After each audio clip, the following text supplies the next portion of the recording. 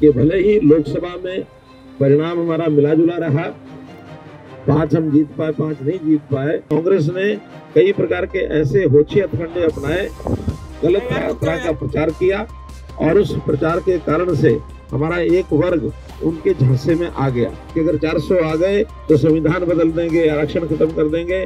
भाइयों बहनों, ये मिथ्या प्रचार जो उन्होंने किया है, मैं इसकी निंदा भी करता हूँ।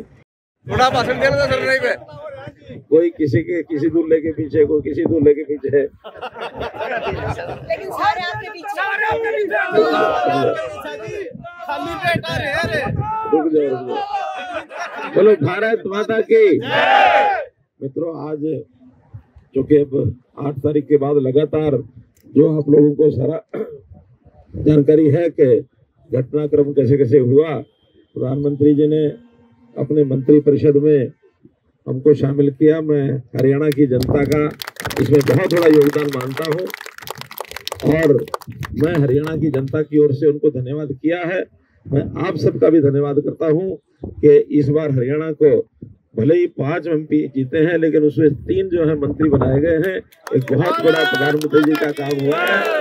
हम सब मिल करके प्रधानमंत्री जी का धन्यवाद करते हैं और मैं तो यही कहूंगा कि भले ही लोकसभा में परिणाम हमारा मिला जुला रहा, 5 हम जीत पाए, 5 नहीं जीत पाए, लेकिन अब चूंकि अगले 3 महीने बाद फिर से लोकसभा का जैसे विधानसभा का जैसे चुनाव आ रहा है, तो विधानसभा के चुनाव के समय हमने जो अभी कमी रह गई है, जहां भी रह गई है, किसी भी प्रकार से रह गई है, उसको हमने ठीक करना है।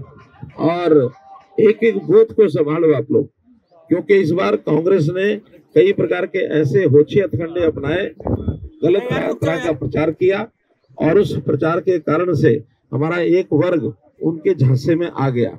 उन्होंने तरह तरह के प्रलोभन दिए और गलत वक्तव्य दे करके कि आखिर मोदी जी सरकार तो 272 बना लेगी, लेकिन 400 क्यों चाहिए, इस प्रश्न को लेकर के कि अगर 400 आ गए तो संविधान बदल देंगे, आरक्षण खत्म कर देंगे।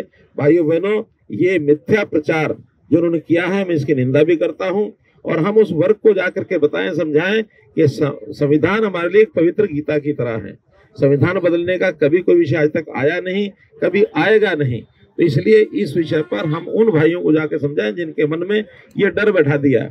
आखिर पिछली सरकारें लगातार 10 साल तक जो चली हैं, समाज के लिए, देश के लिए बहुत बड़े बड़े काम किए हैं। अब बड़े कामों की तरफ तो उनका ध्यान नहीं गया, लेकिन ये जो छोटी छोटी चीजें हैं घर कर गई हैं, इसमें हमें जाके संभालना होगा। और अब अगले 3 महीने बाद हम अपनी जो भी जहां जहां कोई कमी आई है उसको दूर करने के लिए आप लग जाएं।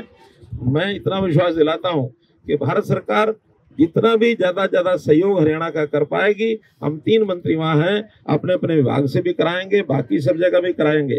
सोनीपत जिला तो इसका प्रत्यक्ष गवाह है कि जिस प्रकार का इंफ्रास्ट्रक्चर, जितने यहाँ हाईवेज निकले हैं, जितना रेलवे का यहाँ काम हुआ है और जितने भी विषय हुए हैं, एक से एक बढ़ करके हुए हैं। इन सब चीजों को हमको ध्यान भी कराना है और जहाँ कहीं कोई अपने को लगता है कि और नए कामों की जरूरत हो, निसंकोच बताना है।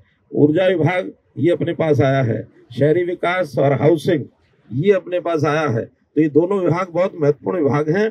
इन विभागों के माध्यम से हरियाणा के, खास करके जो दिल्ली के आसपास NCR का एरिया है, इसमें तो भरपूर काम होने वाले हैं।